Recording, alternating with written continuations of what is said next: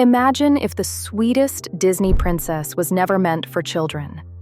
Everyone remembers Snow White as the face of innocence, her story launching Disney's empire in 1937.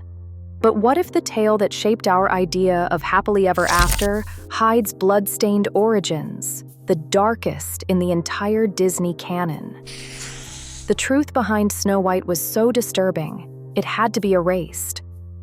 If you are ready to see what was buried beneath your childhood memories, subscribe to Childhood Shadows. Now, let's talk about why Snow White was never the innocent fairy tale we were told.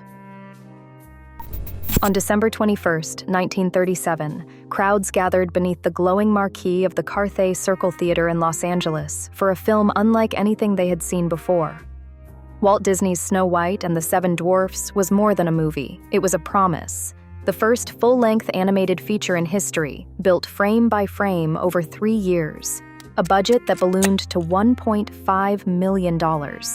It was a staggering gamble during the shadow of the Great Depression. Disney did not just create a film, he created a blueprint for innocence. Snow White, with her porcelain skin and voice like a lullaby, became the face of purity for generations. The world met a magic mirror obsessed with beauty, a poisoned apple gleaming with danger, and 7 dwarfs whose names and quirks soon filled toy shelves and children's books across America. Merchandising deals exploded. By the end of 1938, more than 1 million dwarf dolls had been sold, and the dwarfs' faces smiled from games, lunchboxes, and breakfast tables. The film's signature song, "Someday My Prince Will Come," drifted from radios and dance halls, climbing the music charts and echoing the film's core promise that innocence and goodness would always be rewarded. Box office records tumbled.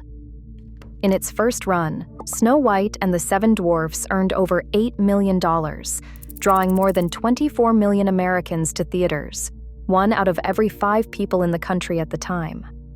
Walt Disney's vision cast a spell that shaped the very idea of the princess, gentle and hopeful, untouched by the world's darkness. The storybook ending, the romantic rescue, the dwarfs' cheerful songs, these became the gold standard for family fantasy. But the world embraced this version so completely, few ever wondered what had been left out. What was hidden behind the mirror's reflection? What was scrubbed away to make Snow White safe for children and for profit? The answers begin with the story Disney did not tell. In the original Grimm tale, innocence is not a shield. The queen's envy takes on a physical form. She wants proof that her rival is gone, not just a rumor or a drop of blood on the snow. She sends for the huntsman and commands him to kill Snow White in the forest. But death alone is not enough. The queen demands the child's lungs and liver to be brought back as trophies.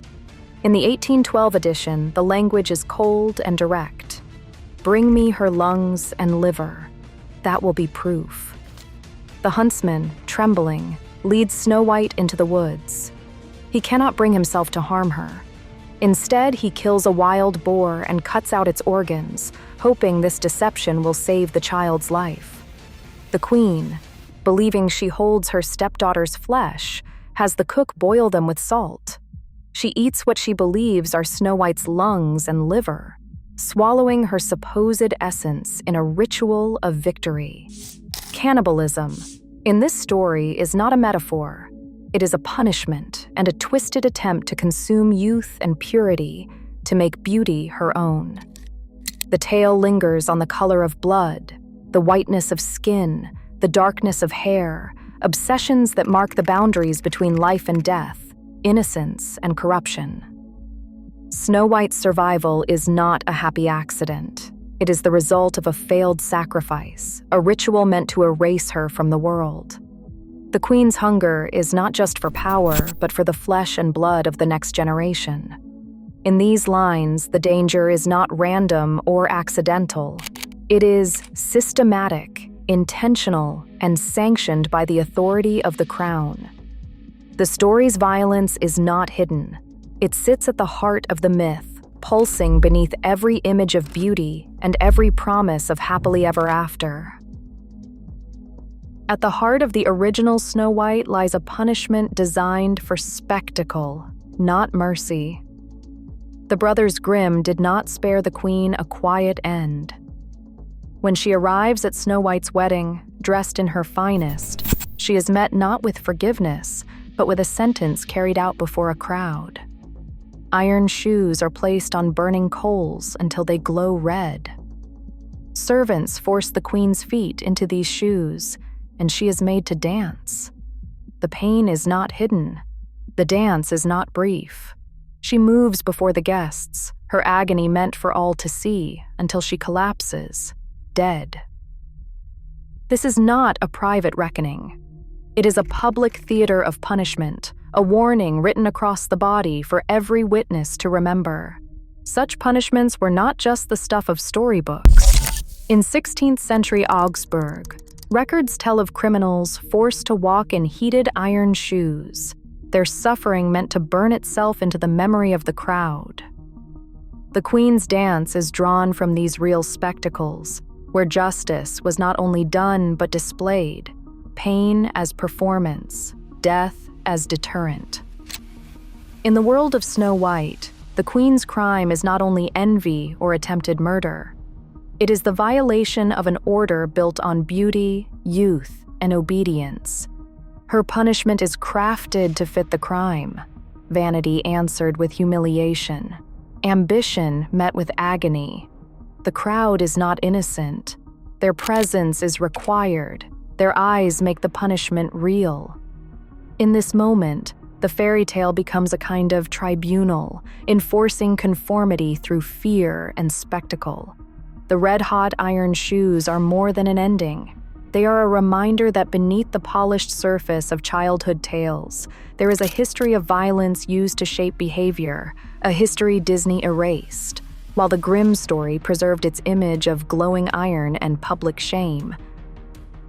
In Disney's hands, the tale of Snow White became something almost unrecognizable to anyone who knew its origins. The Queen's hunger for proof, so explicit in the old story, is replaced by a sanitized deception. The huntsman, trembling in the forest, brings back not lungs and liver, not even flesh, but the heart of a wild animal.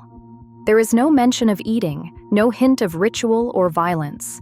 The Queen accepts the heart without question, and the threat dissolves into shadows. What follows is a world where danger never quite touches the heroine. The forest is frightening, yes, but it is softened by singing animals and gentle light. Snow White's brush with death becomes a single theatrical act, the bite of a poisoned apple. The dwarfs mourn, but there is no glass coffin paraded through the hills, no prince obsessed with a beautiful corpse. Instead, the prince arrives in time, leans down, and with a kiss, restores her to life. That kiss does not exist in the Grimm version. It was invented in a story meeting, a gesture that could be sold on sheet music and wedding invitations. The Queen's end is swift and almost bloodless. She flees, cornered by her own magic, and falls from a cliff during a storm. Lightning cracks, the rocks give way, and she vanishes. No red-hot iron shoes, no crowd to witness her agony. The film closes on a tableau of romance, a prince and his bride, a castle in the clouds, a promise that innocence will always be rewarded. Every choice is deliberate. The violence is erased, the punishment softened, the story scrubbed clean for a world of lunchboxes and lullabies. The dwarfs become household names, the apple a harmless symbol, the Queen a lesson in jealousy rather than systemic cruelty. In this version, the darkness is not confronted. It is hidden, replaced with a vision of love that can be sold and sung. What we remember is not the warning, but the wish. Fairy tales don't lose their teeth. They just wear new masks. As Disney's sanitized version becomes the only one we remember, we risk forgetting that darkness shapes every myth we inherit. The stories we tell children still decide what we fear, what we desire, and what we punish today. What story should we unmask next?